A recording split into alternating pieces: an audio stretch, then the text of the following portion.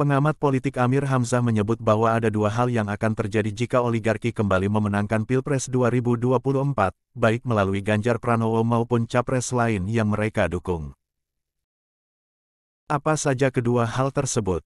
Mari simak penjelasannya sampai selesai. Ya, beberapa hari belakangan ini semakin dekat waktu pelaksanaan pemilu atau pencapresan, di mana sebagaimana kita ketahui bahwa pengajuan pasangan calon presiden dan calon wakil presiden sudah harus disampaikan ke KPU pada bulan September nanti. Namun belakangan ini kita lihat manuver yang dilakukan oleh berbagai partai politik peserta pemilu, juga cawe-cawe yang dilakukan oleh Presiden Jokowi, kemudian juga diikuti dengan show of force yang dilakukan oleh PDIP dengan tema Bulan Bung Karno, dan terakhir juga ada berita mengenai akan dibangunnya Yayasan Bung Karno di Bandung, serta munculnya gerakan-gerakan dari pihak oposisi yang makin menajam dan kemudian mengerucut kepada satu fokus yang sudah menjadi rahasia umum bagi bangsa kita, bahwa tuntutan untuk kembali ke Undang-Undang Dasar 45 yang asli yang dilahirkan pada tanggal 18 Agustus 1945 itu makin menggejala dan makin didukung oleh banyak pihak. Nah, oleh karena itu ada pendapat bahwa dari cawe-cawe yang dilakukan oleh Presiden Jokowi maupun dari proses dan cara PDIP mengajukan calon presidennya, walaupun sampai sekarang cawapresnya masih menjadi tanda tanya, dan juga terdapat indikasi bahwa calon yang diajukan oleh PDIP ini juga ada tekanan dari Partai Komunis Cina, juga menyebabkan ada masyarakat yang berpikir bahwa pemilu tidak akan pernah berlangsung secara jujur. Atas dasar itu maka orang berpendapat bahwa kalau pemilu nanti akan berlangsung secara tidak jujur, dan apalagi bahwa belakangan ini dengan keluarnya Partai Nasdem dari koalisi rezim Jokowi, lalu kemudian Partai Nasdem memprakarsai pencapresan Anies Baswedan, maka kita lihat bahwa indikasi-indikasi mengenai kecurangan pemilu yang terjadi pada pemilu 2019 maupun 2014 itu juga kan makin kelihatan, makin menggejala, walaupun dari pihak Nasdem sendiri barangkali penyampaiannya itu masih dalam bentuk sindiran, artinya belum dengan mengedepankan data-data yang akurat. Namun demikian, dengan isu bahwa pemilu nanti tidak akan mungkin dimenangkan oleh PDIP dan rezim Jokowi kalau pemilu itu berlangsung secara jujur, atau dengan kata lain, untuk memenangkan capresnya pada pemilu 2024 nanti, maka pemilu yang akan dilaksanakan nanti itu akan penuh dengan kecurangan. Oleh karena itu ada sekelompok yang berpendapat bahwa kalau nanti pemilu berlangsung secara curang, lebih baik kita tidak melakukan pemilu. Artinya kita membatalkan pemilu. Maka timbul berbagai pendapat. Satu pendapat menyatakan bahwa kalau pemilu tidak dilaksanakan, maka akan dibikin semacam keputusan, apakah dalam bentuk keputusan presiden atau peraturan presiden atau peraturan pengganti undang-undang, agar masa jabatan Presiden Jokowi diperpanjang. Tapi ada pula pendapat yang menyatakan bahwa mestinya karena cawe-cawenya dalam pencalonan presiden terlalu sangat bersifat ekstrim dan merupakan pengingkaran terhadap nilai-nilai demokrasi, maka ada pihak yang berpendapat bahwa sudah tidak layak lagi Presiden Jokowi untuk melanjutkan masa jabatannya sampai dengan 20 Oktober 2024 nanti. Artinya ada keinginan untuk menjatuhkan Presiden Jokowi sebelum akhir masa jabatannya pada 20 Oktober 2024. Nah, Tapi kalau kita lihat dari konstitusi kita, baik konstitusi yang hasil amandemen maupun konstitusi berdasarkan Undang-Undang Dasar 45 tertanggal 18 Agustus 1945, maka kita harus menerima secara akal sehat bahwa andai kata pada sampai dengan tanggal 20 Oktober 2024 nanti tidak ada pemilu, maka berarti pada tanggal 20 Oktober 2024 itu Presiden Jokowi sudah harus meninggalkan istana negara, artinya dia sudah harus melepaskan jabatannya. Nah, ini berarti bahwa harus ada semacam konsensus nasional. Apabila nanti tidak dilaksanakan pemilu, maka harus dibentuk pemerintahan sementara atau pemerintahan darurat. Ini berarti bahwa kalau sampai dengan 20 Oktober 2024 tidak ada pemilu, maka Presiden dan seluruh institusinya, kabinetnya, dan seluruh lembaga-lembaga yang dibentuk oleh Presiden, kemudian juga lembaga-lembaga lain seperti DPR, MPR, dan DPD, dan juga seluruh DPRD, baik DPRD provinsi, kabupaten, kota, itu harus bubar. Artinya kedudukannya menjadi batal demi hukum. Nah, oleh karena itu, maka harus diperlukan satu keseriusan dari tokoh-tokoh politik kita untuk mempersiapkan dibentuknya pemerintahan darurat. Baik bentuk susunannya maupun personal yang akan duduk dalam pemerintahan darurat itu. Karena kalau sampai kita tidak bisa mencetuskan sebuah konsensus nasional untuk membentuk pemerintahan sementara, saya khawatirkan nanti bisa terjadi perang saudara. Inilah yang harus kita waspadai. Oleh karena itu, terhadap kemungkinan itu kita lihat bagaimana. Nah, sekarang ini kan dalam proses pencapresan ini kan ada benturan antara kubu barat dan kubu timur. Kubu barat dalam pengertian bahwa ada pihak-pihak dengan disponsori oleh Amerika Serikat mendukung pencapresan Anies Baswedan walaupun cawapresnya belum ada.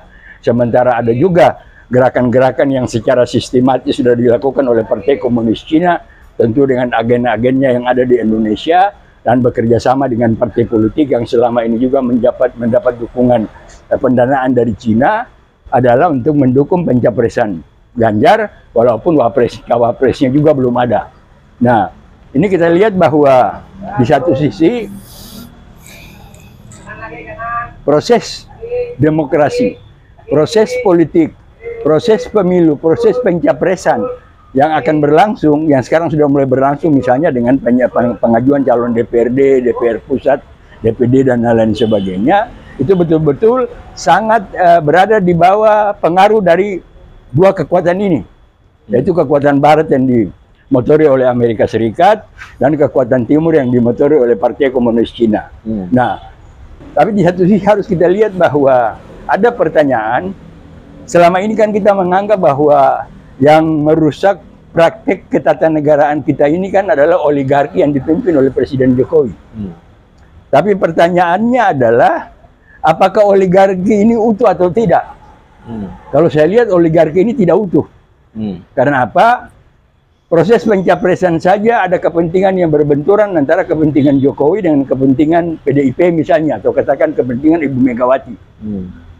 Nah, oleh karena itu kita lihat bahwa sekalipun Ibu Megawati atau PDIP bersama-sama dengan Presiden Jokowi sudah menetapkan capres mereka adalah Ganjar, tapi kalau kita lihat belakangan ini dari berbagai manuver politik yang dilakukan oleh PDIP dan Ibu Megawati, termasuk terakhir dengan acara peringatan Bulan Bung Karno di Senayan pada tanggal 24 Juni lalu, di mana di sana ada pameran-pameran kekuatan dan lain-lain sebagainya, kita bisa membaca bahwa ada hal-hal yang tidak seirama antara PDIP dengan Presiden Jokowi, atau antara Ibu Megawati dengan Presiden Jokowi.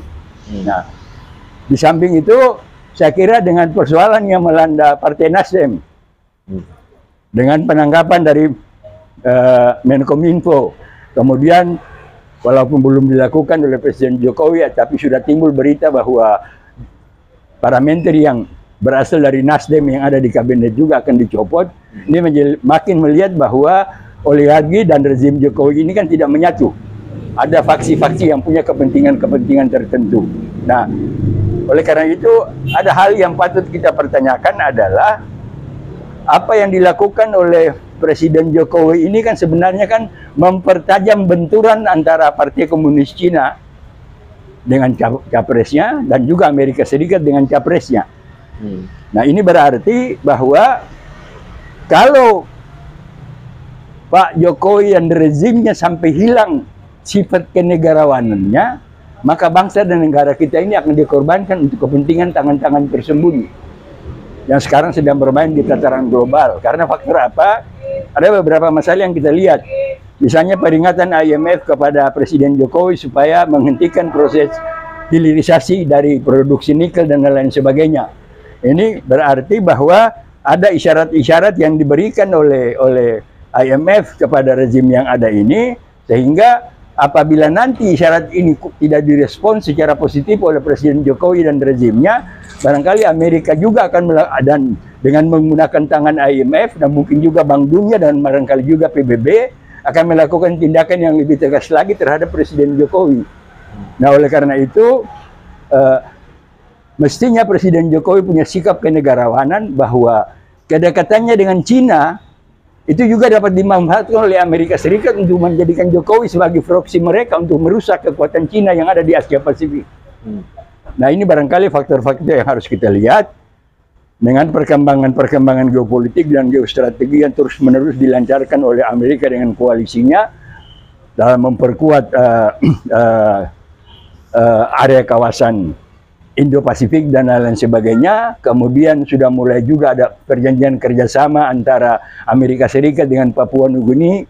Kemudian juga kekuatan militer Amerika yang di Australia dan lain sebagainya. Ini makin menegaskan bahwa terhadap dominasi Cina di kawasan Indo-Pasifik, Amerika akan meresponsnya sangat serius.